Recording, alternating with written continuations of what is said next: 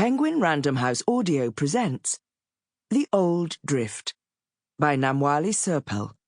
Read for you by Adjoa Andoh, with Richard E. Grant and Kobna Holdbrook-Smith. Meanwhile, at the far end of a valley, Aeneas saw a remote grove, bushy rustling thickets, and the river Lethe somnolently flowing, lapping those peaceful haunts along its banks. Here a hovering multitude, innumerable nations and gathered clans, kept the fields humming with life, like bees in meadows on a clear summer day, alighting on pied flowers and wafting in mazy swarms around white lilies. Aeneas, startled at this unexpected sight, and in his bewilderment asked, what was happening? What was the river drifting past beyond them? Who were the ones in such a populous throng beside it? Spirits, Anchises answered. Virgil. The Aeneid, Book 6, translated by Seamus Heaney. Zzzt, zzzt, zzzt.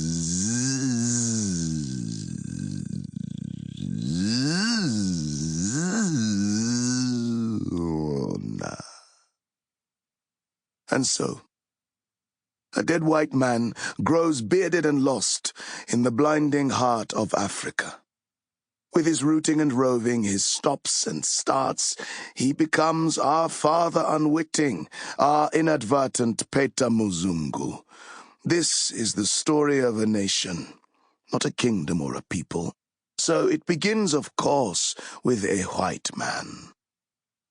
Once upon a time, a goodly Scottish doctor caught a notion to find the source of the Nile. He found instead a gash in the ground full of massed, tumbling water. His bearers called it Mosi or Tunya, which means the smoke that thunders, but he gave it the name of his queen.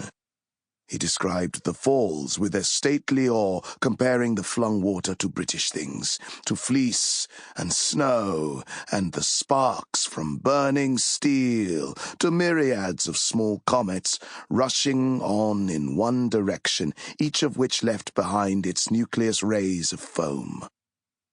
He speculated that angels had gazed down upon it and said to each other, "How lovely." He even opined, like a set designer, that there really ought to be mountains in the backdrop. Adventure, disaster, fame, commerce, Christianity, civilization.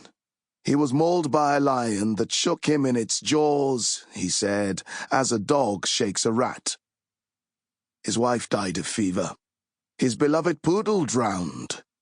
He voyaged over land and along endless waterways. He freed slaves as he went, broke their chains with his hands, and took them on as his servants and bearers. Late in his life, he witnessed a massacre. Slave traders shooting at people in a lake, so many the canoes could not pass. He despaired. He was broke. Queen Victoria had forgotten him. The royal geographers said he was dead.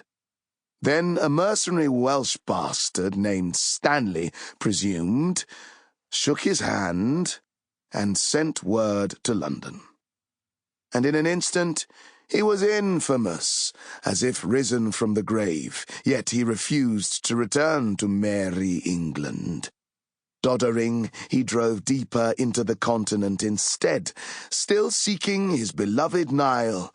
Oh, Father Muzungu. The word means white man, but it describes not the skin, but a tendency. A Muzungu is one who will zunguluka, wander aimlessly until they end up in circles. And so our Movius Muzungu pitched up here again, dragging his black bearers with him. His medicine box went missing. Who took it? They never found out, and with it his precious quinine. Fever hunted him, and finally caught him. He died in a hut in the night, on his bed, kneeling, his head in his hands. His men disemboweled. Sample complete. Ready to continue?